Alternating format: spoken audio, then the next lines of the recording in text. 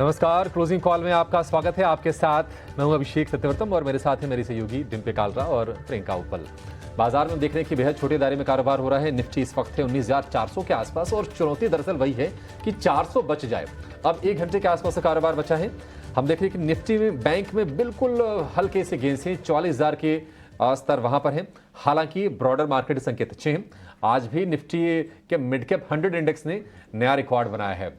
तो बाजार पर नजर डालेंगे, आपके लिए ट्रेड के बेहतरीन मौके भी खोज कर लाएंगे और आखिरी के घंटे के लिए थोड़ा आगे जाकर बीटीसी ट्रेड भी करेंगे। लेकिन चलिए शुरुआत कर लेते हैं बाजार की 5 बड़ी बातों के साथ। तो छोटे दायरे में निफ्टी है 19,400 के ऊपर टिकने की भरपूर कोशिश हो रही है, लेकिन दिक्कत यह है कि दायरा सीमित है क्योंकि बुल्स और बेयर्स के बीच में एक रस्साकशी का माहौल आपको ऑप्शंस के आंकड़ों से दिखाई देगा।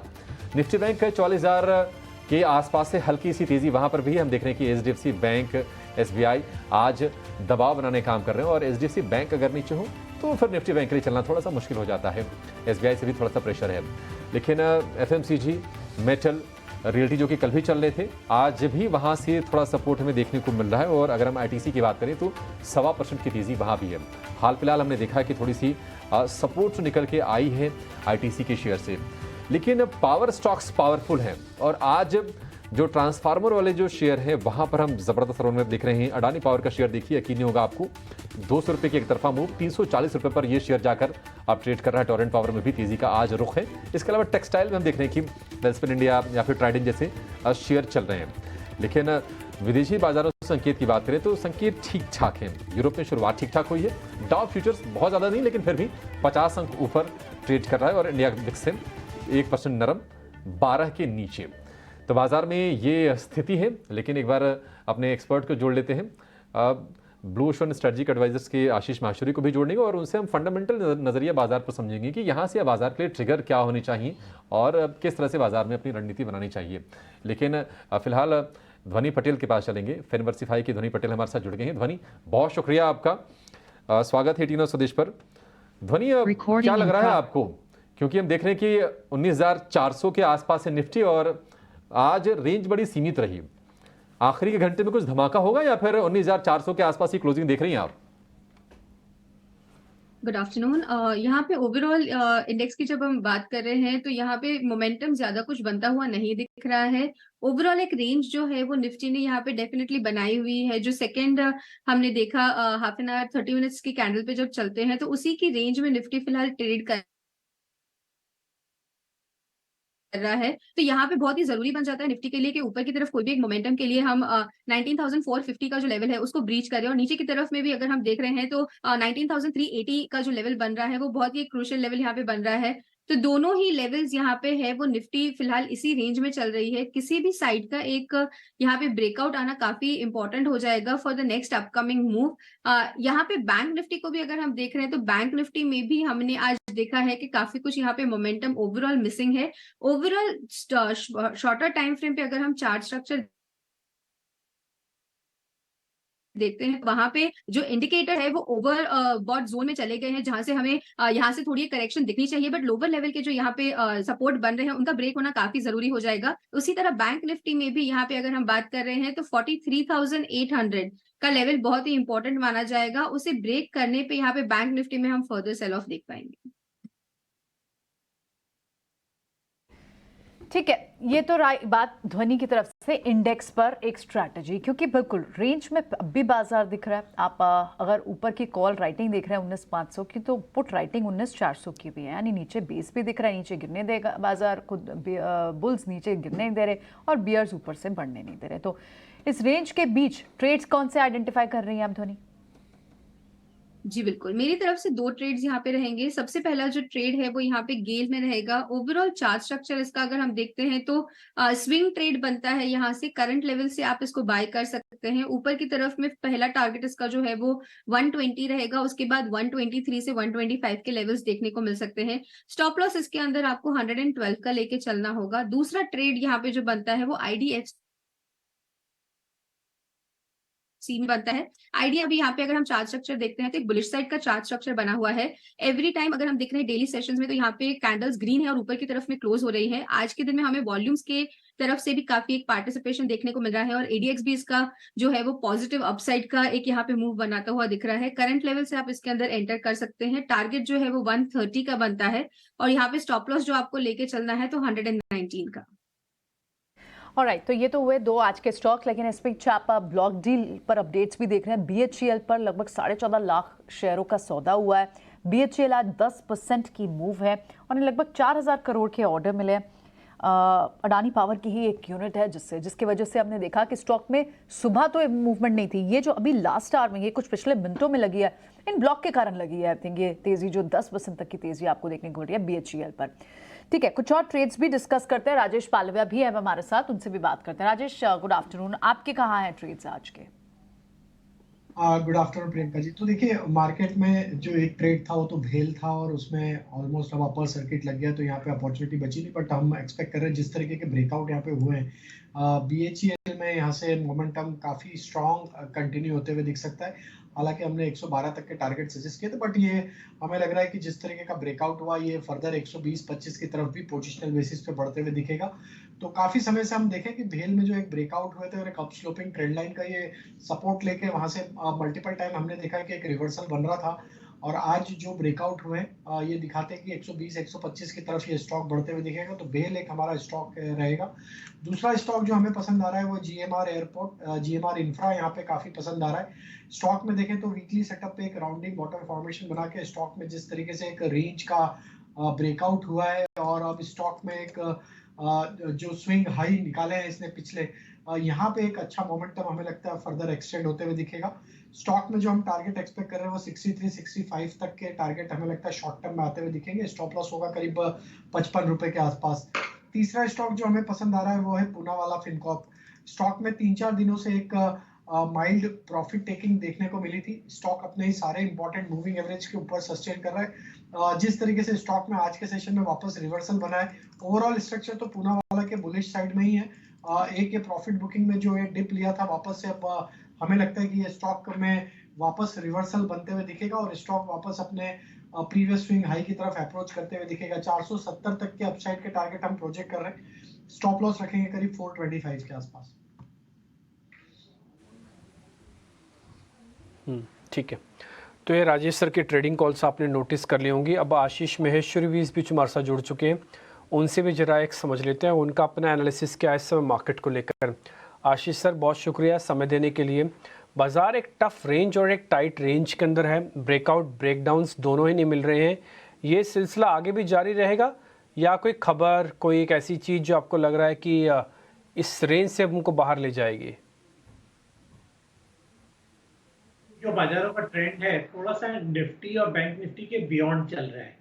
यदि आप देखें तो आज मिड कैप 100 ने अपने 52 हफ्तों का उच्चतम स्तर छुआ है। निफ्टी 500 का जो परफॉर्मेंस है वो निफ्टी और बैंक निफ्टी के कंपैरिजन में, चाहे वो 1 महीने का परफॉर्मेंस देखिए या 3 महीने का, बहुत वाइड रेंज से आउट परफॉर्म किया है।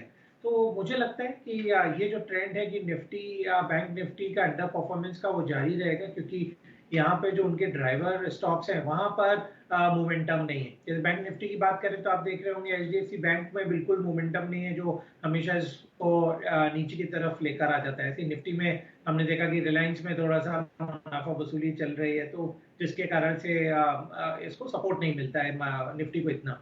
तो मेरी सलाह रहेगी थोड़ा सा स्टॉक स्पेसिफिक एक्शन में ही देखना चाहिए और ज़्यादा से ज़्यादा बेट अभी जो NSE 500 और निफ्टी 100 के जो स्टॉक्स हैं वहां पर लेना चाहिए, ना कि निफ्टी और बैंक निफ्टी में ट्रेड करके। ओके, ठीक है, डन। तो आप निफ्टी और बैंक निफ्टी को, जैसे हम कई बार आपसे कह रहे हैं कि इसको भूल जाइए, तो आपको अच्छा कुछ दिखेगा मार्केट के अंदर। अगर आप इसको रख कर देख रहे हैं बाजार को, तो फिर आपको बहुत अच्छा कुछ नहीं दिखने वाला। तो फिलहाल आशीष सर भी यही बात कहते हुए कि निफ्टी और बैंक निफ्टी से हटकर बाजार को देखेंगे तो आपको बहुत कुछ दिखेगा मार्केट के अंदर। आगे बढ़ते हैं। एक शेयर हमने सुबह डिस्कस किया था, उस समय 2-4 रुपये ऊपर आया था, लेकिन आज अभी वो करीब 10 रुपये ऊपर आ चुका है। शेयर का नाम है जुबिलेंट फूडवर्क, करीब 8 रुपये ऊपर है, 491 पे चल रहा है। सर 500 आज में हो जाएगा राजेश सर? इसको BTST भी करके जा सकते हैं 500-510 के लिए। तो डिम्पी जी बिल्कुल देखिए आज इसमें मोमेंटम तो बना है। पिछले 3-4 सेशन से देखें तो स्टॉक में लोअर साइड से एक बाइंग इंटरेस्ट बिल्कुल बनते हुए दिख रहा है। स्टॉक अब अपने 200 डे 50 डे मूविंग एवरेज के ऊपर भी सस्टेन करते हुए दिख रहा है। नेक्स्ट टारगेट बिल्कुल यहाँ से इमीडिएट बेसिस पे तो 500 रुपए तक हमें लगता है आ सकता है। तो ये टारगेट के लिए होल्ड किया जा सकता है पोजीशन। स्टॉप लॉस यहाँ पे आप छोटा ही रखें 486 के आसपास।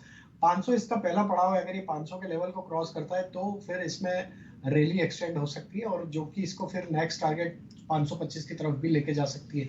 तो सलाह ये रहेगी कि 500 के आसपास इसको एक बार आइदर रिव्यू करें या पार्शियली प्रॉफिट बुक करें, क्योंकि हमें लगता है यहाँ पे एक अच्छे सपोर्ट एरिया से स्टॉक ने रिवर्सल दिया है। ये हो सकता है ये रैली 520 की तरफ भी एक्सटेंड होते हुए दिखे।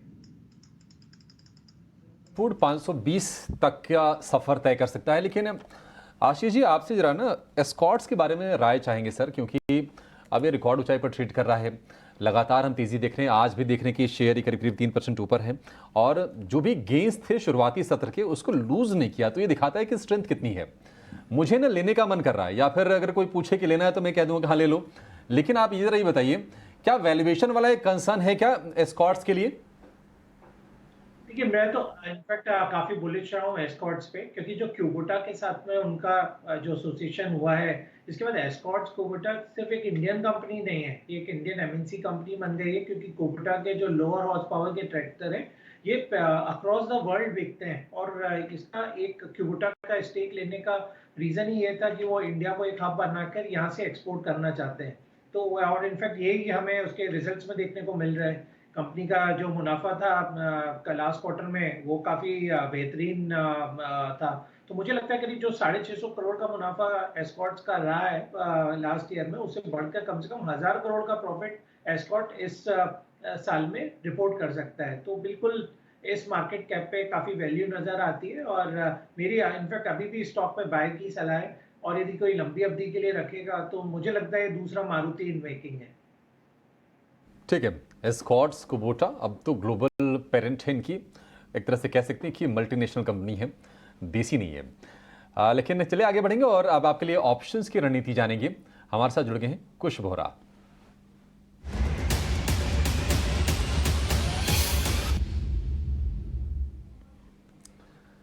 तो ऑप्शंस के चैंपियन बताइए कुश, क्या ट्रेड करने की सलाह देंगे आप? जी Abhishek, very good afternoon to you. आज का जो हमारा ऑप्शंस का कॉल है ये एक simple straightforward buy call है on Chola finance. Chola finance में देखिए एक काफी फॉल हम कुछ दिन से देख रहे थे, वो अब खत्म होता हुआ नजर आ रहा है। आज दूसरा दिन है रिकवरी का, तो एक स्टेडी बेस बनता हुआ नजर आ रहा है। और कॉल्स में आप देखेंगे ऊपरी स्तरों पे तो काफी सारी अनवाइंडिंग देखने मिली है, विच मीन्स यहाँ से और ऊपर के लेवल्स देखने मिल सकते हैं। सो इसके चलते 1080 का आप कॉल बाय करें करीब 12 से 13 रुपए के करीब। इसमें आपका जो स्टॉप लॉस होगा वो 8 रुपए का होगा। इसके जो दो टारगेट्स हैं वो 18 और 25, इन टारगेट्स के साथ आप इसमें एंट्री कर सकते हैं। जो लेवल्स दिए हैं उसके हिसाब से जो मैक्स लॉस हो सकता है इसमें वो 6250 का हो सकता है, लेकिन टारगेट 2 अचीव करने पे यहाँ पे 15,000 तक का मुनाफा हो सकता है। ऑल राइट, चोला इन्वेस्टमेंट पे आपकी कॉल रहेगी 1080 की स्ट्राइक की कॉल अगस्त की 13 रुपए पे जो इस वक्त चल रही है, उससे आप बाय करने का पहला टारगेट 18 रुपए के लिए और फिर 25 रुपए के लिए दूसरा टारगेट। ठीक है कुश, बहुत बहुत शुक्रिया इस स्टॉक को रेकमेंड करने के लिए, ऑप्शन के ट्रेड को रेकमेंड करने के लिए।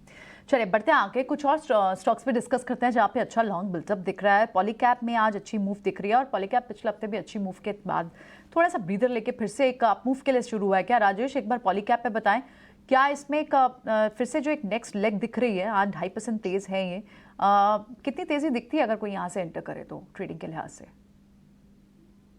देखिए across all time frame stock तो एक बुलिश टेरिटरी में ट्रेड कर रहा है। जो भी छोटी मोटी गिरावट मिलती है यहाँ पे एक अच्छा बाइंग इंटरेस्ट एक बना हुआ है। स्टॉक में देखें तो पिछले दिनों में एक साइडवेज कंसोलिडेशन देखने को मिला। आज वापस से स्टॉक में ब्रेकआउट हुए, ऑल टाइम हाई ट्रेजेक्टरी पे स्टॉक एंजॉय करते हुए दिख रहा है। हमें लगता है कि अब जो ये मूव बना है और जो नियर टर्म सेटअप के हिसाब से हमें लगता है कि जो टारगेट बनते हुए दिख रहे हैं वो 5050 और 5100 तक की अपसाइड पॉलीकैप में आते हुए दिख सकती है। तो बिल्कुल यहाँ पे व्यू बुलिश ही है। 4890 के आसपास के स्टॉप लॉस ट्रेल रखें और ये स्टॉक में हमें लग रहा है 5100 तक का मूव पोजिशनल बेसिस पे देखने को मिल सकता है। ठीक है, 5000 का पोजिशनल बेसिस, यहाँ से लगभग 24 रुपये आप ऊपर देख सकते हैं। ठीक है, ये स्टॉक वैसे भी एक पोर्टफोलियो स्टॉक है, लेकिन एक ट्रेडिंग रेंज हम आइडेंटिफाई करने की कोशिश कर रहे थे राजेश के साथ। इस वक्त अगर कोई एंटर करता है तो कुछ और स्टॉक्स भी, जेएमआर इंफ्रा तो खैर अभी राजेश पालविया ने यहाँ पर रिकमेंड भी किया, उनकी एक रिकमेंडेशन भी है, उसमें भी आज एक अच्छा लॉन्ग बिल्टअप आपको दिखाई दे रहा है। और साथ ही कुछ और स्टॉक्स में देखते हैं तो एमएनएम फाइनेंस, वहाँ पर आपको आज 3.5% की मूव दिख रही है। ध्वनि काफ़ी ज़्यादा इस पर एक डेंट देखने को मिला है 310 से, और उसके बाद कुछ फॉरेन ब्रोकरेज फर्म की डाउनग्रेड रिपोर्ट्स भी आई, इसके बाद ये 275 तक स्लिप हुआ, 272 तक गया। अब ये क्या रिकवरी ट्रेड को सस्टेन रखेगा? आज 3.5% की मूव है इसमें। यहाँ पे अगर इसका वीकली चार्ट अगर हम देखते हैं ना, तो वहां पे देखने को मिल रहा है कि स्टॉक ने ऑलरेडी एक अपवर्ड जो अपनी ट्रेजेक्ट्री है उसको मेंटेन करा है। वीकलीज पे जो एक सपोर्ट लाइन यहाँ पे बनी थी, उसी का सपोर्ट लेके स्टॉक ने वापस से एक ऊपर की तरफ का यहाँ पे रिवर्स ट्रेड यहाँ पे देने की कोशिश कर रहा है, रिकवरी ट्रेड जो बोलते हैं यहाँ पे। ओवरऑल अगर डेली स्ट्रक्चर में भी देखते हैं तो ये डेफिनेटली हमें अपसाइड मोमेंटम देखने को मिल रहा है। पहला टारगेट इसका 300 तक का बनता है, 300 के बाद अगर इसके अंदर फर्दर मोमेंटम बनता है तो 310 तक का यहाँ पे एक अपवर्ड मूव देखने को मिलेगा। नीचे की तरफ जो आपका सपोर्ट लेवल बनता है तो 275 का यहाँ पे सपोर्ट है।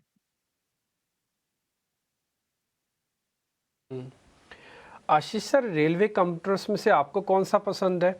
जो टेक्नोलॉजी के साथ जुड़ा हुआ कंपनी है टिकटिंग की, IRCTC, या फिर RVNL जैसा शेयर, या फिर रिट्स जैसा शेयर? बहुत सारे अलग अलग डिवीजन है, काम सबका ही रेलवे से जुड़ा हुआ है, बट कंपनीज की वैल्यू, उनके बिजनेस, उनकी ऑर्डर बुक से सब कंपनी अपने आप में अलग भी हो जाती है। सर, आपको कौन सा पसंद है?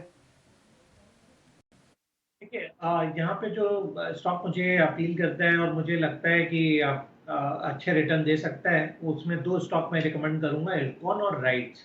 मेरा मानना है इन दोनों स्टॉक्स में बेस्ट पार्ट ये है कि सिर्फ ये भारतीय रेलवे तक रिस्ट्रिक्टेड नहीं है। इरकॉन देखे और ये राइट्स देखे तो ये ग्लोबल कंपनीज है जो रेलवे का पार्ट है, और काफ़ी कुछ काम ये अफ्रीका और दूसरी कंट्रीज में भी करते हैं, तो डिपेंडेंसी सिर्फ इंडिया पे नहीं है। और बहुत सारा काम अभी इंडियन रेलवे कंपनीज को इसलिए मिल रहा है क्योंकि गवर्नमेंट की तरफ से जो बायलेटरल ट्रीटीज हो रही है उसमें उनकी कंडीशन रहता है कि आपको काम भारतीय कंपनियों के थ्रू कराना पड़ेगा, तो इसका बिल्कुल बेनिफिट इरकॉन और राइट जैसी कंपनियों को मिलेगा। तो ये दोनों मेरी बाइंग राडार पर है। जो सरकारी कंपनियां हैं, जो यदि प्राइवेट सेक्टर में देखा जाए तो टैक्समेको रेल, ये स्टॉक मुझे अभी भी अपील करता है। जरूर स्टॉक काफ़ी बढ़ गया है, बट वो इसमें अभी भी पोटेंशियल टैक्समेको रेल में यहाँ से भी नजर आता है। ओके, ठीक है, टैक्समेको रेल आपको ठीक लग रहा है यहाँ पे, और ये शेयर भी आपने डिस्कस किया।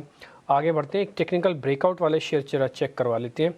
राजेश सर, एक शेयर जरा आप चेक करना, टाटा कॉम, ये BTST करें सर, इसको BTST करके लेके जाएं टाटा कम्युनिकेशन को?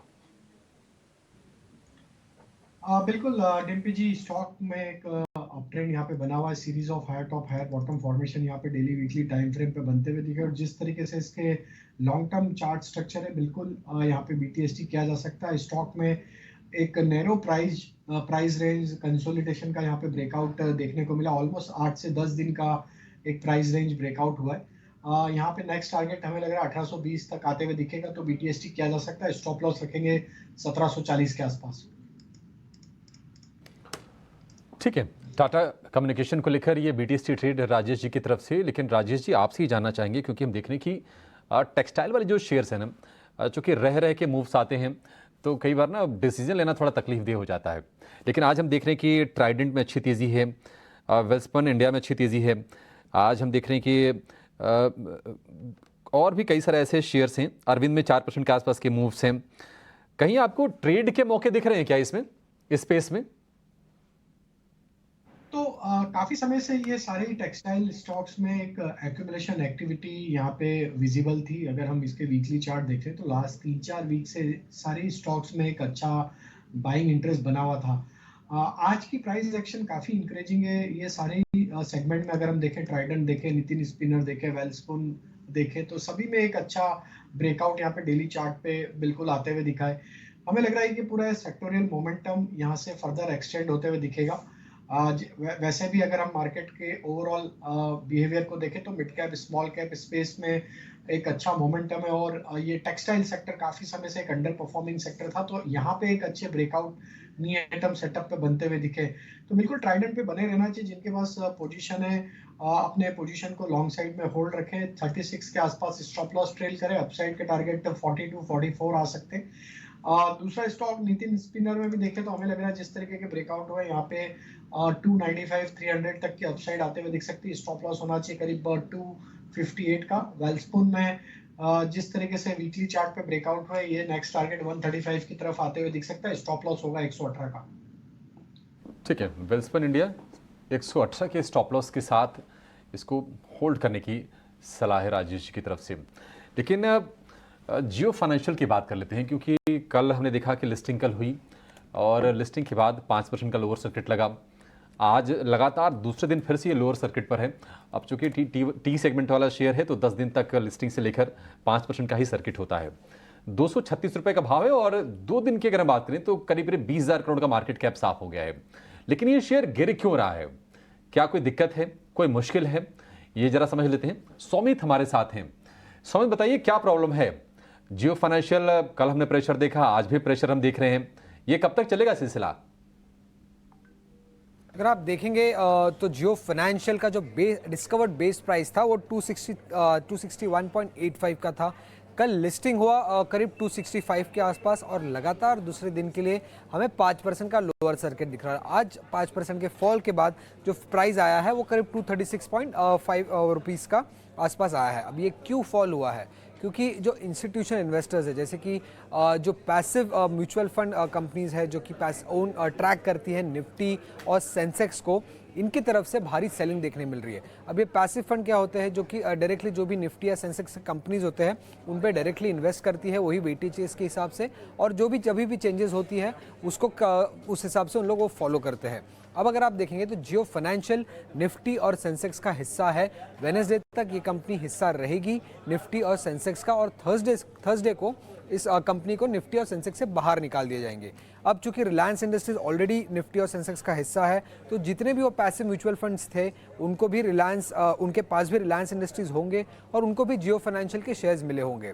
अब चूंकि जियो फाइनेंशियल थर्सडे को दोनों ही इंडेक्सेस से बाहर निकल जाएंगे, तो इन म्यूचुअल फंड्स को भी उनके शेयर्स को बेचने पड़ेंगे, लिक्विडेट करने पड़ेंगे मार्केट में, क्योंकि वो जियो फाइनेंशियल होल्ड नहीं कर सकते, क्योंकि जियो फाइनेंशियल निफ्टी और सेंसेक्स का हिस्सा नहीं रहेगा। और इसी कारण हमें ये सेलिंग देखने मिल रहा है अभी जियो फाइनेंशियल में, और इसलिए लोअर सर्किट लगा है।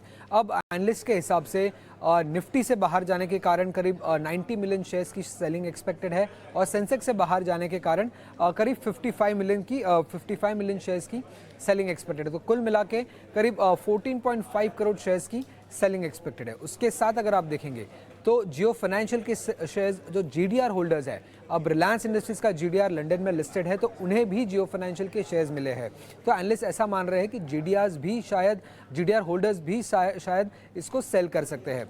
तो उनके पास करीब 17 करोड़ के आसपास शेयर्स है, तो कुल मिला के करीब 30 करोड़ के आसपास के शेयर्स की सेलिंग एक्सपेक्टेड है जियो फाइनेंशियल में, और इसी कारण ये 5% का लोअर सर्किट कंटिन्यूसली लग रहा है जियो फाइनेंशियल पे। अब सर्किट क्यों लग रहा है? क्योंकि जियो फाइनेंशियल लिस्ट हुआ है T2T सेगमेंट में। इसका मतलब ये है कि यहाँ पे सिर्फ डिलीवरी बेस्ड ट्रेडिंग हो सकती है, इंट्राडे ट्रेडिंग नहीं हो सकती है, और ये अगले 10 दिन तक होगी, मतलब लिस्टिंग से लेके अगले 10 दिन तक। और इसी कारण तब तक अगर भारी सेलिंग देखने मिली तो 5% का लोअर सर्किट लगने को देख सकते हैं हम जियो फाइनेंशियल पे। अगर आप देखेंगे तो जब जियो फाइनेंशियल की डीमर्जर की बात चल रही थी, तब स्ट्रीट ने जो वैल्यू असाइन किया था जियो फाइनेंशियल को, वो करीब 160 to 180 पे हुआ था, बट डिस्कवर्ड प्राइस जो हुआ था जियो फाइनेंशियल का वो 261.85 के आसपास है। तो थोड़ा एक सेक्शन है स्ट्रीट का जो एक्सपेक्ट कर रहा है कि लोअर सर्किट लगने के कारण शायद जियो फाइनेंशियल की जो प्राइसिंग है वो 160-180 पे आके सेटल हो सकती है। तो ये बात एक देखने वाली होगी कि कहाँ पे जाके ये सेटल होता है, लोअर सर्किट का मामला कब खत्म होता है जियो फाइनेंशियल को लेके। अब 2 दिन लगातार लोअर सर्किट लगने के कारण अगर आप देखेंगे तो जियो फाइनेंशियल की जो मार्केट कैप है वो 1.7 लाख करोड़, जो कि लिस्टिंग की मार्केट कैप थी, उससे उतर के अब करीब 1.5 लाख करोड़ के आसपास है। तो 20,000 करोड़ की मार्केट कैप उड़ चुकी है जियो फाइनेंशियल पे। और अब जियो फाइनेंशियल 34th लार्जेस्ट कंपनी है इंडिया में। बजाज फाइनेंस सबसे बड़ी लिस्टेड NBFC है, उसके बाद आ जाता है बजाज फिनसर्व और अब आता है और उसके बाद है जियो फाइनेंशियल 1.5 लाख करोड़ के मार्केट कैप के हिसाब से। अब जियो फाइनेंशियल के पास क्या है, उनकी खुद की नेटवर्थ है करीब 1.17 लाख करोड़ की टोटल, जिसमें उनका जो 6.1% स्टेक रिलायंस इंडस्ट्रीज़ का है वो भी इंक्लूड हो जाता है। और कंपनी की फोकस आगे जाके रहेगी लेंडिंग बिजनेस पे, एसेट मैनेजमेंट बिजनेस पे, इंश्योरेंस ब्रोकिंग पे और डिजिटल ब्रोकिंग पे और पेमेंट्स बिजनेस को लेके। इनफैक्ट एसेट मैनेजमेंट कंपनी में तो उन्होंने ऑलरेडी एक जॉइंट वेंचर भी साइन अप कर लिया है ब्लैक रॉक के साथ। तो ये सारे बिजनेस प्लान्स है जियो फाइनेंशियल के आगे चल के। उन्होंने 2 आईसीआईसीआई बैंक के वेटरन्स को भी हायर किया है, केवी कामत और इटी सेठिया, जो बिजनेस को लीड करने वाले हैं, और इन सारे बिजनेसेस पे उनका ये फोकस रहेगा। फिलहाल तो सिर्फ एसेट मैनेजमेंट कंपनी की टाई अप अनाउंस की है उन्होंने, बाकी बिजनेसेस के लिए टाई अप अभी तक अनाउंस नहीं की। तो ये भी देखने वाली बात रहेगी कि आगे चल के कैसे टाई अप्स होते हैं। 28 अगस्त को नेक्स्ट मंडे, आने वाले मंडे को रिलायंस इंडस्ट्रीज़ की एजीएम है, तब शायद ये सब अनाउंसमेंट्स एक्सपेक्टेड है स्ट्रीट को। तो देखते हैं क्या अनाउंसमेंट्स आते हैं आगे चल। ठीक है, शुक्रिया सुमित। तो 28 अगस्त इस तारीख पर नज़र रखिएगा। रिलायंस की जो एजीएम होगी उसमें बहुत सारी चीज़ें निकल के आने वाली हैं और जियो फाइनेंशियल को लेकर क्या प्लान है, शायद इसकी भी तस्वीर वहां पर साफ होती ज़रूर दिखेगी। बैंक्स तो हैं ही, अब वापस जो आए हैं फाइनेंस काउंटर्स में भी आपको अच्छी मूव दिख रही है, चाहे वो व्हीकल फाइनेंसेस हो, होम फाइनेंसेस हो, इन सभी में अच्छी मूव दिख रही है। अभी चोला फाइनेंस पर भी खुश भी एक कॉल दे रहे थे। पावर फाइनेंसेस तो चल ही रहे हैं।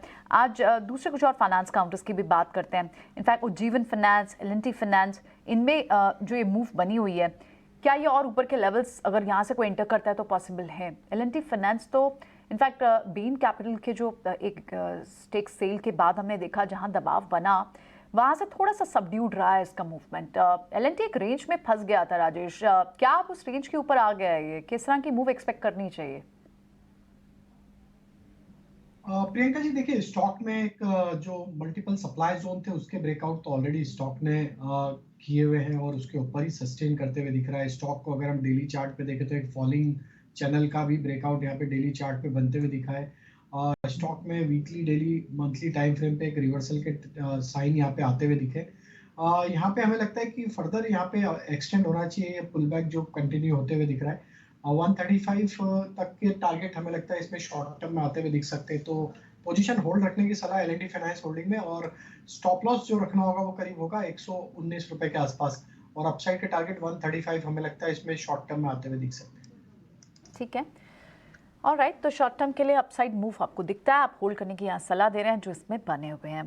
ध्वनि से भी समझते हैं कि ध्वनि है जो ऑटो आंसरी में, इनफैक्ट अभी स्कॉट्स को भी अभिषेक भी डिस्कस करते हैं, भारत फोर्ज को हम देख ही रहे हैं, पिछले 2-3 दिन से वहाँ मूव है। थोड़ी सी मूवमेंट आपको टायर स्टॉक्स में भी देखने को मिली है। CR जैसे काउंटर्स में आज 8% की मूव है, क्या यहाँ पर मोमेंटम कंटिन्यूड रहेगा? यहाँ पे ओवरऑल अगर हम स्टॉक्स देखते हैं तो सबसे पहले सीएट का यहाँ पे चार्ट स्ट्रक्चर देखते हैं, तो सीएट का डेली चार्ट स्ट्रक्चर जो है वो यहाँ पे काफी इंटरेस्टिंग लग रहा है, क्योंकि स्टॉक ने यहाँ पे जो है वो अपनी एक 50 पीरियड की एक्सपोनेंशियल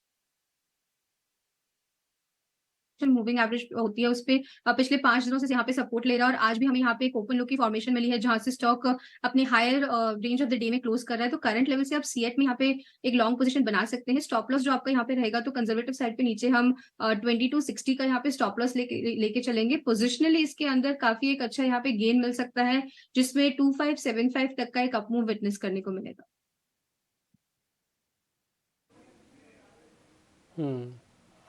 एक और शेयर भी है जो शायद लग रहा है थोड़ा साइडवेज होकर एक स्ट्रॉन्ग मूव दिखा सकता है, वो है लिबर्टी शूज़। अमूमन इसकी थोड़ी चर्चा कम होती है, बट एक बार इस शेयर को देखते हैं।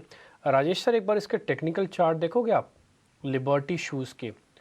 आज का जो मूव है ना वो काफ़ी दिनों बाद आया और काफ़ी एग्रेसिव मूव आया है। एक बार ज़रा देख के बताइए BTST कितना ठीक है और आगे रखना भी कितना ठीक है?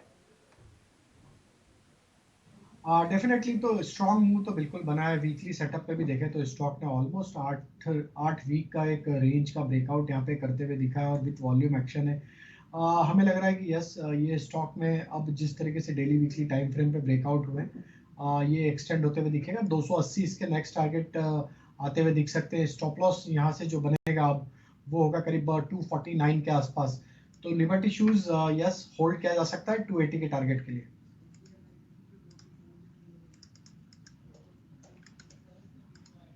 ठीक है, आगे बढ़ते हैं। अब एक अपना खास सेगमेंट देखते हैं, खबर गर्म है।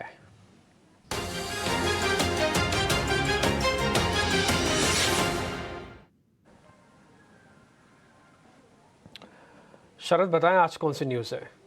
जी बिल्कुल, फोकस में रहने वाला इंजीनियर्स इंडिया, और हमने जो है डीलर से बातचीत की है और यहाँ पे वो जो है एक सस्टेन्ड एचएनआई बाइंग इस काउंटर में देखने मिल रहा है। लगातार ये 2 सेशंस में देखने मिल रही है, लेकिन याद रखिए स्टॉक ऑलरेडी अपने 5 ईयर हाई लेवल्स पे आ चुके हैं और आज दिन के ट्रेड में अगर मैं वॉल्यूम्स की बात करूँ तो यहाँ पे लगभग 3 गुना उनके 20 दिन की औसत की जो वॉल्यूम्स की एवरेज है उसको लेके जो है टोटल वॉल्यूम्स देखने मिल रही है।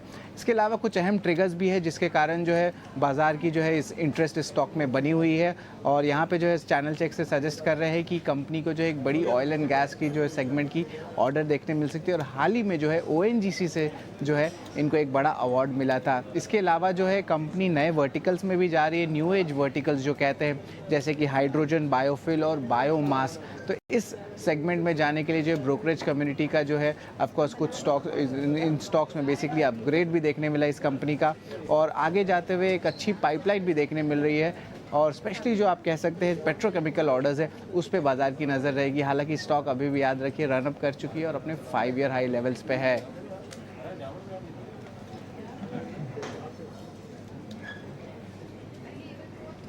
ओके, ठीक है, चलिए ठीक है, शुक्रिया शरद ये आज खबर बताने के लिए। तो इंजीनियर्स इंडिया एचएनआई बाइंग दिख रही है, और बड़े ट्रिगर जो आज बता रहे हैं हमें, उसमें स्ट्रॉन्ग पाइपलाइन, पेट्रोकेम ऑर्डर्स मिल सकते हैं कंपनी को, जिसके चलते हमने देखा 4.5% की मूव भी देखने को मिली। शुक्रिया शरद ये जानकारी देने के लिए। एक बार समझ भी लेते हैं कि क्या यहाँ से फर्दर और अपसाइड कितना टेक्निकली चार्ट्स पर हमारे एक्सपर्ट्स को दिख रहा है। ध्वनि आप बताएं, ईएल का चेक एक बार चार्ट चेक करके बताएं, क्या लेवल्स आप वॉच आउट कर रही हैं?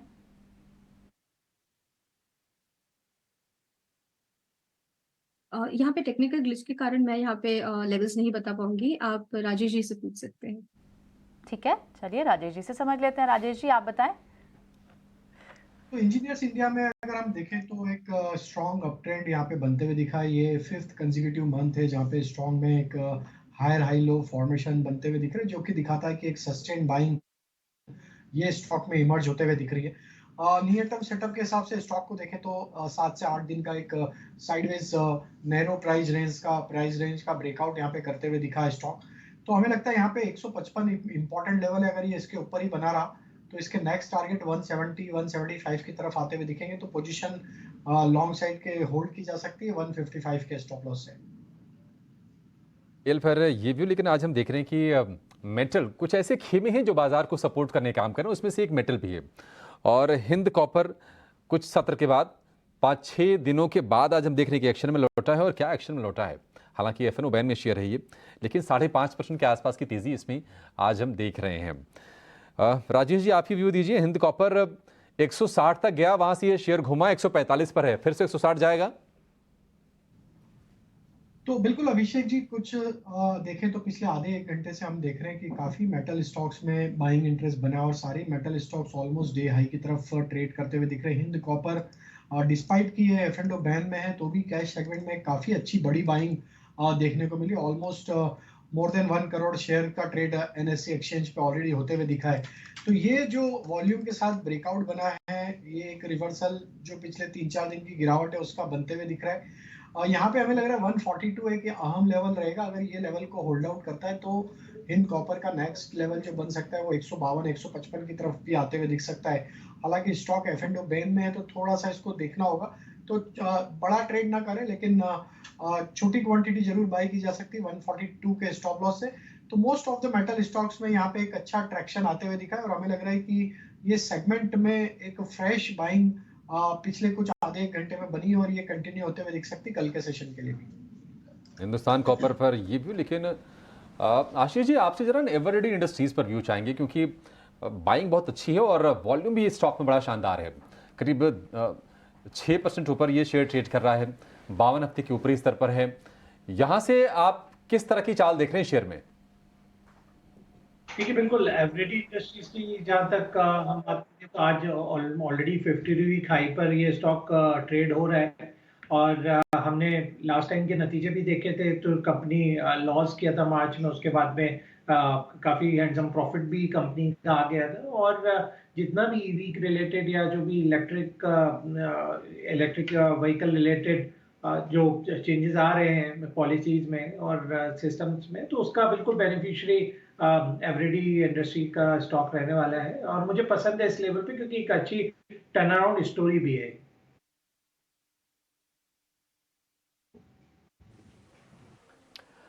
डन, ठीक है। अब कुछ और स्टॉक्स देखते हैं, जैसे हिंदुस्तान कॉपर के अंदर एक मूव आया, SJVN के अंदर भी इसी तरह का एक मूव आया, थोड़ी देर पहले इसके अंदर आया। एक बार आप दिखा सकते हैं SJVN। एक्चुअली मैं इस शेयर को मैं इसलिए भी कई दिन से देखना चाह रहा था क्योंकि हिमाचल प्रदेश के आसपास जितना भी इस बार दिक्कत हुई है, क्या इस शेयर को कोई फ़र्क पड़ा है? सतलुज जल विद्युत निगम है ये, तो ये टिपिकली नॉर्थ की नदी पे ही ज़्यादा काम करते हैं। NHPC भी एक होगा, एक बार आप NHPC भी दिखा दीजिए स्क्रीन पे। हालांकि उसके अंदर मूवमेंट नहीं है, बट SJVN के अंदर सडन स्पाइक भी आया और इसने काफ़ी अच्छा मूवमेंट दिखाया भी है। एक बार और चेक करवा लेते हैं राजेश सर, एक बार ज़रा SJVN के चार्ट देखना और NHPC भी देख ही लो लगे हाथ, SJVN और NHPC।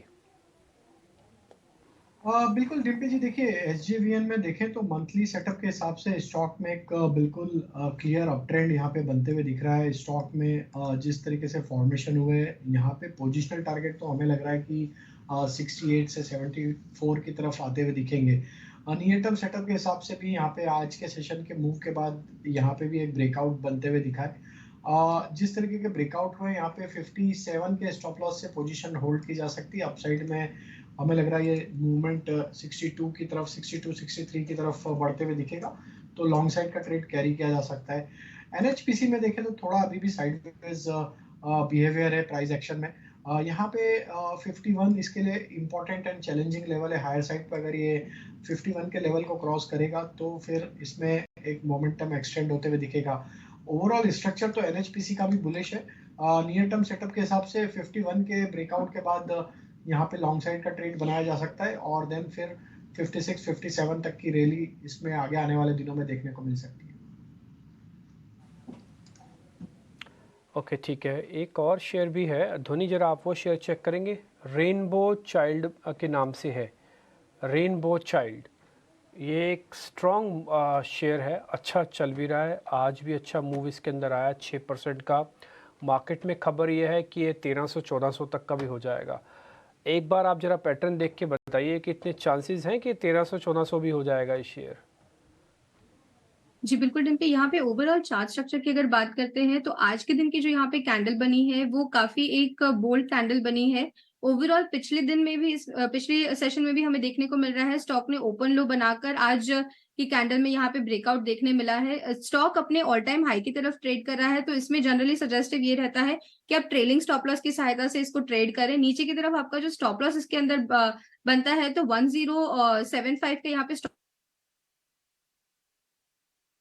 लॉस लेके चलना है और स्टॉक को लॉन्ग साइड करना है। यहाँ पे कोई भी डाउट नहीं है, जिस हिसाब से वॉल्यूम्स का यहाँ पे इजाफा हो रहा है, पार्टिसिपेशन दिख रहा है कि स्टॉक यहाँ पे 1300 का टारगेट दिखा दे।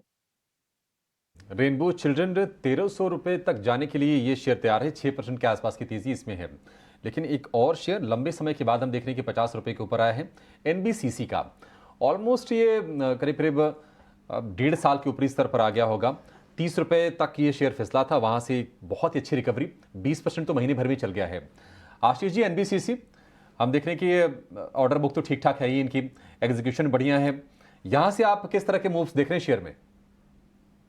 देखिए, चूंकि अभी PSU जो स्टॉक्स हैं उन सभी में एक अच्छा बाइंग का रुझान बना हुआ है, तो NBCC इनफैक्ट ये बिल्कुल लास्ट रह गया था चलने में, तो अब इसका भी टर्न आ गया है। तो PSU स्टॉक 9-9.5 करोड़ का शायद मार्केट कैप है, तो काफी अंडर वैल्यू तो है। और जिस हिसाब से वो कंस्ट्रक्शन कर रहे हैं पर्टिकुलरली नॉर्दर्न इंडिया में, मुझे लगता है कि ऑर्डर बुक वाइज कहीं कोई इशू नहीं आना चाहिए, क्योंकि इस साल सरकार की तरफ से जिसको जितना काम कर सकते हैं उतने ऑर्डर मिलने वाले हैं। तो बिल्कुल NBCC भी यही रीजन है कि आज अपने 52 हफ्तों के उच्चतम स्तर पे ऑलमोस्ट आ गया है, और मुझे लगता है कि आज करीब 20% की अपसाइड यहाँ और बाकी है, तो बिल्कुल इस स्टॉक पे नजर रखनी चाहिए। 20% की अपसाइड अभी और बाकी है, यानी कि 60 रुपए तक ये शेयर जाने के लिए यहाँ से तैयार है। राजेश जी, आप जरा शेल्बी देखिए, क्या शानदार तेजी आज है 12% के आसपास की, और दिन के दौरान ये चढ़ा है, हालांकि ऊपर से थोड़ा सा नीचे जरूर आया है, लेकिन फिर भी 225 रुपए तक ये शेयर गया था। शेल्बी, क्या ट्रेड के लिहाज से इसमें भी मौके हैं या फिर तेजी थोड़ी ज्यादा हो गई है इसमें अब? तो देखिए स्टॉक में एक अच्छा मोमेंटम आज के सेशन में बना। डिस्क्लेमर ये रहेगा कि ऑलरेडी हमारे क्लाइंट्स को हमने एक दिन पहले बाय रिकमेंडेशन दी थी और टारगेट ऑलमोस्ट अचीव होते हुए दिखे। लेकिन जिस तरीके का ब्रेकआउट आज बना है विद वॉल्यूम एक्शन, हमें लगता है अगर थोड़ा बहुत यहाँ पे डिप मिलता है टुवर्ड्स 210 के आसपास, अगर ये वापस आता है तो वहां पे वापस इसमें एक अपॉर्चुनिटी बनेगी बाय करने की। और ओवरऑल स्ट्रक्चर हमें लग रहा है अब ब्रेकआउट के बाद कि ये स्टॉक एक मोमेंटम फर्दर एक्सटेंड करेगा 240 250 की तरफ। तो यहाँ पे अगर 210 212 के आसपास अगर ये वापस अवेलेबल होता है तो वहां पे बाय करें। स्टॉप लॉस रखें करीब 200 रुपए के आसपास और टारगेट पोजिशनली 240 तक हमें लगता है इसमें आते हुए दिख सकते हैं।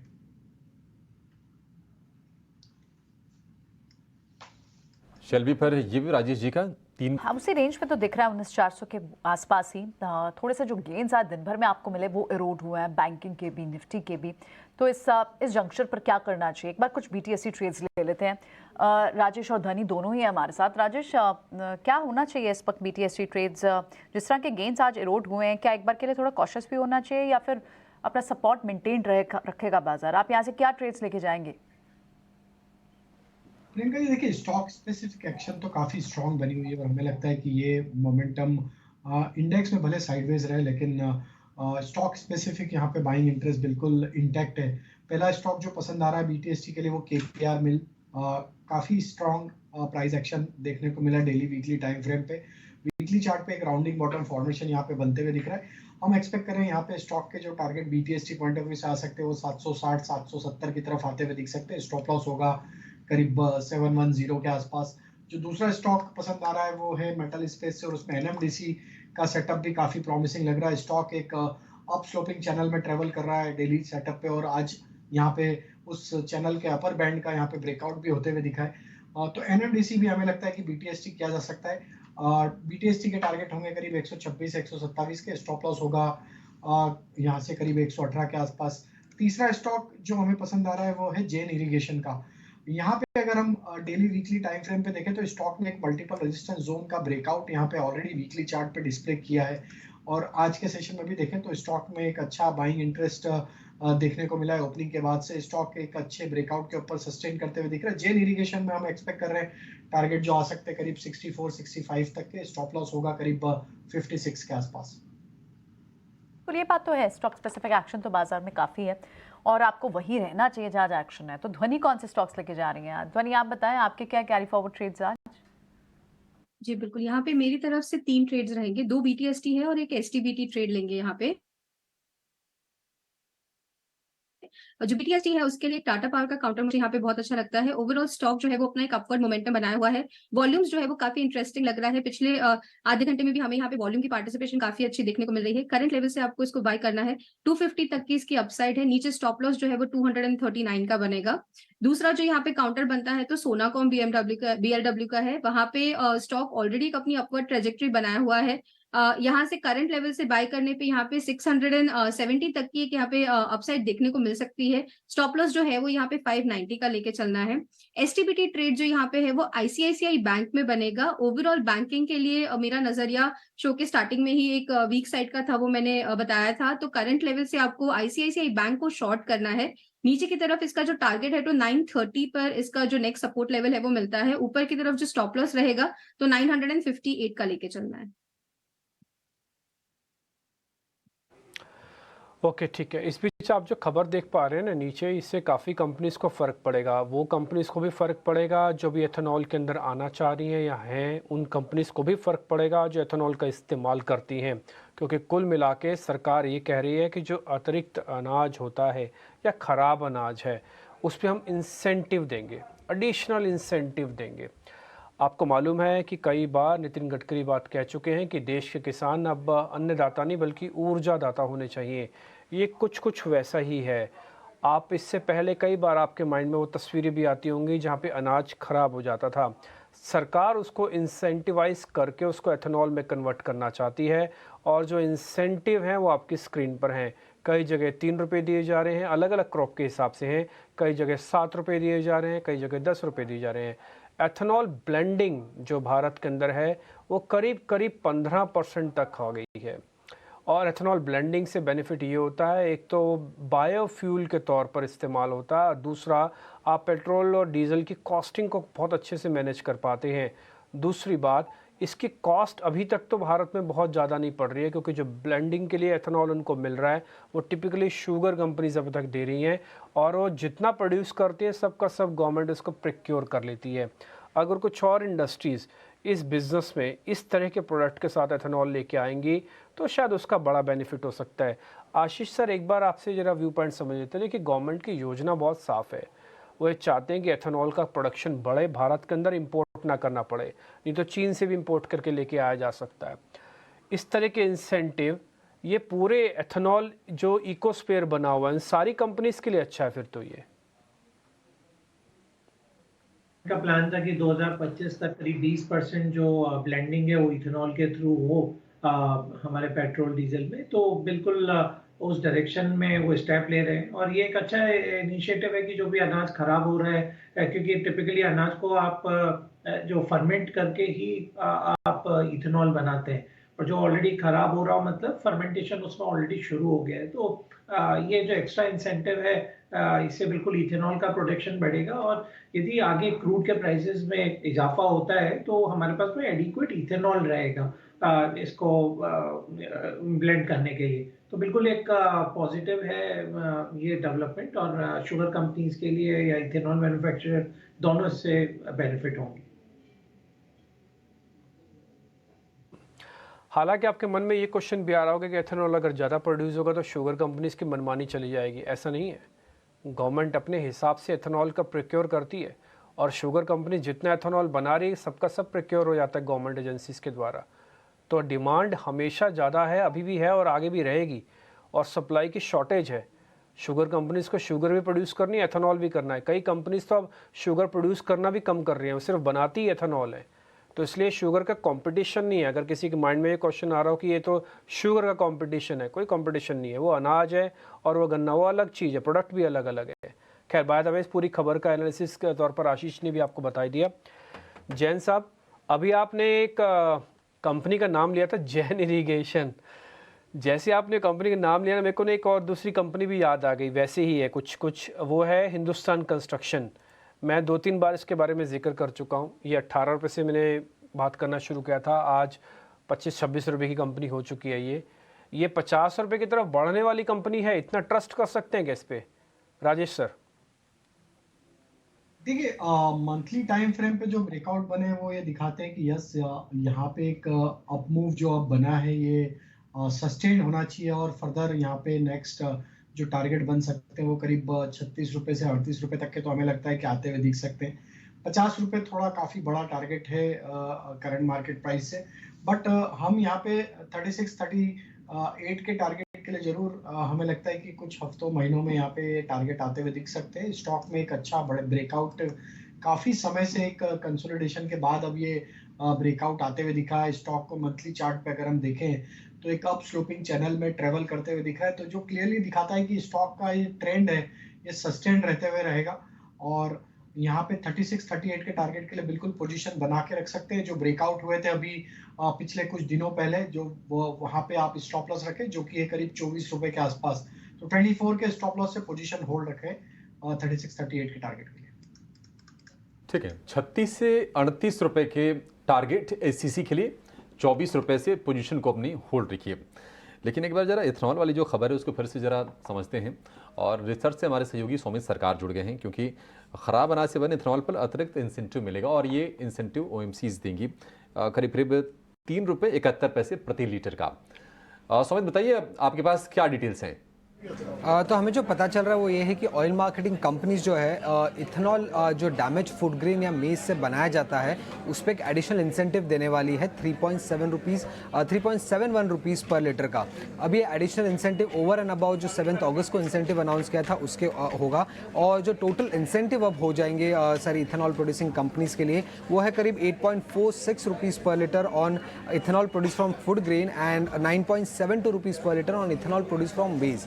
अब जो कंपनीज इसकी बेनिफिशियरी होगी मेनली वो है गुलशन पॉलियोल्स, बीसीएल इंडस्ट्रीज, और ग्लोबल स्पिरिट्स, क्योंकि इन कंपनीज का शेयर काफ़ी ज़्यादा है ethanol production from damage food grains and मेज। अब ऑयल मार्केटिंग कंपनीज एक्सपेक्ट कर रही है कि ये एडिशनल इंसेंटिव देने के कारण ये जो वेंडर्स है वो मैक्सिमम पॉसिबल इथेनॉल जो है दे प्रोवाइड करेगी ऑयल मार्केटिंग कंपनीज के लिए, सो दैट वो अपना इथेनॉल ब्लेंडिंग टारगेट मीट कर सके। जुलाई में इथेनॉल ब्लेंडिंग करीब 11.9% का रहा है, बट टारगेट करीब 25% का है, तो काफ़ी एक लंबा रास्ता है जाने के लिए। तो इसी के लिए ये एडिशनल इंसेंटिव दिया जा रहा है। अगर आपको याद होगा तो FCI ने एक हॉल्ट कर दिया था सरप्लस राइस प्रोवाइड करने के लिए इन कंपनीज को, जिसके वजह से एक सडन राइज देखने को मिला था प्राइजेस में डैमेज फूड ग्रेन्स के और मेज से, और इसी कारण इन कंपनीज के लिए इथेनॉल प्रोडक्शन लॉस मेकिंग हो गया था। बट ये एडिशनल इंसेंटिव के कारण जो है अब ये इथेनॉल प्रोडक्शन प्रॉफिटेबल हो जाएगा इन सारी कंपनीज के लिए। तो एक पॉजिटिव खबर आ रही है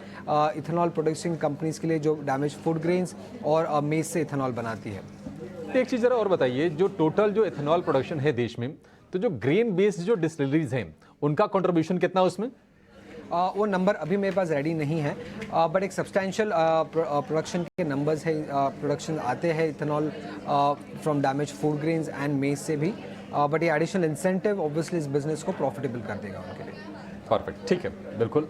तो BCL इंडस्ट्रीज़ और गुलशन पॉली, इस पर आप नज़र रखिए। BCL इंडस्ट्रीज़ में हम देख भी रहे हैं कि करीब करीब 5-6% के आसपास का उछाल फिलहाल देखने को मिल रहा है। सौमित, बहुत शुक्रिया आपका ये बहुत ही इंटरेस्टिंग खबर बताने के लिए हमारे दर्शकों को। बाजार बंद होने में 3 से सवा 3 मिनट के आसपास का समय रह गया और हम देख रहे हैं कि बहुत सारे ऐसे शेयर्स हैं और मिड कैप स्पेस में ख़ास तौर से आज हमने बहुत अच्छी रौनक देखी है, क्योंकि ड्रेजिंग कॉर्प 19% ऊपर ये शेयर ट्रेड कर रहा है। और हमारे एक्सपर्ट विनीत वॉलंजकल कल जुड़े थे ET9 स्वदेश पर, तो जिन दर्शकों ने उनकी सलाह पर अमल किया होगा, आज उनके लिए जश्न मनाने का समय है, क्योंकि दिन की ऊंचाई के आसपास ही ये शेयर बंद होने जा रहा है। 501 रुपए के आसपास का भाव है। अभिषेक, आई थिंक वो स्टॉक्स ना जिसमें डिसइन्वेस्टमेंट का क्रेडिट ट्रिगर बार बार एक्टिव होता है ना, वो आपको दिख रहा है। हिंदुस्तान कॉपर भी आप देखें तो आज फिर से एक्टिव हुआ, इनमें वही ट्रिगर है जो वो खबर हम चेक करने की कोशिश भी कर रहे थे प्रियंका, क्या वही ट्रिगर है क्या, क्योंकि ये लिस्ट ना बिल्कुल फिक्स लिस्ट है, कुछ समय बाद फिर आ जाती है। कौन और एक उछाल आता है फिर ठंडा हो जाता है, ये चलता रहता है। ये सारी चीजें हम देख रहे हैं, लेकिन फिर भी मिड कैप जो कि रिकॉर्ड हाईस पर ट्रेड कर रहे हैं, इंडेक्स मिड कैप 100 38,000 के ऊपर जाकर देखिए 38,563 का आज नया हाई बना दिया मिड कैप इंडेक्स ने। इसके अलावा फॉसेको इंडिया, शेल्बी, वर्धमान स्टील, कुछ ऐसे स्टॉक्स जिनके बारे में अक्सर चर्चा उतनी होती नहीं है, वो सारे के सारे शेयर चल रहे हैं। वेस्कॉन इंजीनियर बहुत दिन के बाद आज हम देख रहे हैं कि 11% के आसपास का इसमें मूव है। पिट्टी इंजीनियरिंग 9-10% ऊपर। मन इंडस्ट्रीज 10% करीब ऊपर ये शेयर ट्रेड कर रहा है। टाटा टेली सर्विसेज में हम देख रहे हैं कि 8.5% के आसपास का उछाल है। पावर स्टॉक्स, क्योंकि हम देख रहे हैं कि पावर के वैल्यू चेन में जो भी स्टॉक है सारे के सारे शेयर चल रहे हैं। हम देख रहे हैं HBL पावर, वहां पर भी 8% के आसपास के मूव। ट्रांसफॉर्मर्स एंड रेक्टिफायर्स 8% के मूव यहां पर भी हैं। तो मिड कैप में और मिड कैप में भी खास तौर से हम देख रहे हैं कि पावर वाले शेयर में कमाल की तेजी है।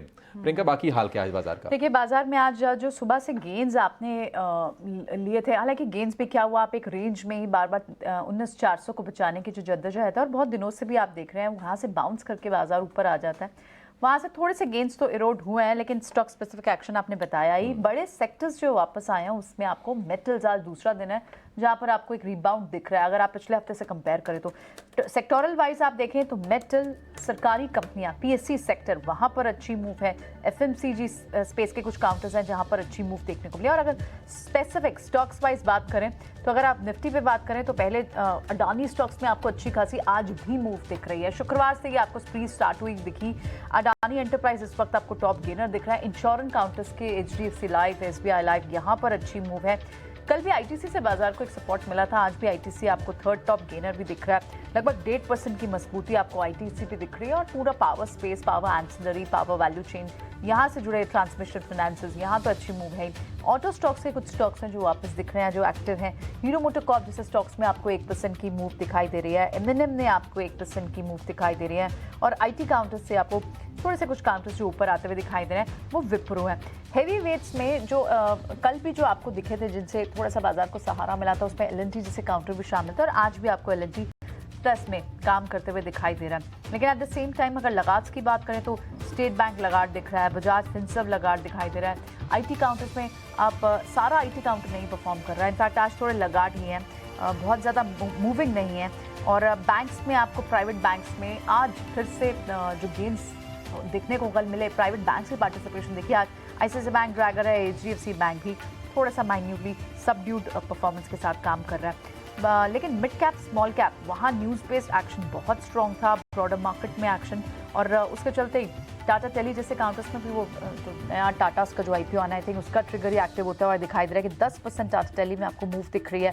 लिंडे इंडिया जैसे काउंटर्स हैं, और ये जितने भी टेक्सटाइल जो एक्सपोर्ट बेस्ड कंपनीज हैं उनकी बात हो रही थी, वहाँ पर मूव है। होटल काउंटर्स है उनमें मूव दिख रही है। फाइनेंसर्स आज अच्छे खासे मूव दिख रहे हैं, चाहे वो होम फाइनेंसर हो, चाहे व्हीकल फाइनेंसर्स हो, पूना वाला फाइनेंस जैसे काउंटर्स हो, जीवन जैसे काउंटर हो, LIC और M&M फाइनेंस जैसे काउंटर्स हो, उनमें मूव दिखाई दे रहा है। स्कॉट कुबोटा भी आपको स्ट्रॉन्ग स्ट्रेंथ के साथ दिखाई दे रहा है। लेकिन औरोबिंदो फार्मा पे एक भी रिकवरी अटेम्प्ट नहीं हुआ। सुबह से जो 2.5% का उस पर डेंट था, क्योंकि उस पर एक डाउनग्रेड आया एक ब्रोकिंग फर्म का, उस पर वो उसी तरह का मूव देखने को मिला दिन भर। और दूसरे कुछ और काउंटर्स में आपको एल्कम, निपॉन लाइफ जैसे काउंटर्स हैं जहाँ पर आज आपको गिरावट दिख रही है। तो स्टॉक स्पेसिफिक एक्शन वही बाजार जो रोज़ दिख रहा है, stock market stock picking market है, जहाँ पर अच्छे न्यूज़ फ्लो हैं, जहाँ फ्लोज हैं, इंटरेस्ट है, वहाँ पर स्टॉक में मूवमेंट है। इंडेक्स तो कहीं जा नहीं रहा है।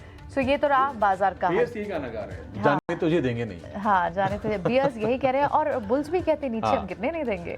मतलब देखिए क्या ये क्लोजिंग है, 6-3-4 अंकों पर बहुत निफ्टी 4 नैरो रेंज है। अंकों पर। देखिए अभिषेक, 19,400 की पुट पे भी राइटिंग हो रही है और 19,500 की कॉल पे भी राइटिंग हो रही है। रस्साकशी चलेगी क्योंकि इस बार थोड़ा सा ना समय ज्यादा मिला है। हाँ, 5 हफ्ते है ना इस पूरे 31 महीने को expiry में। है। हाँ करेक्ट, इसीलिए।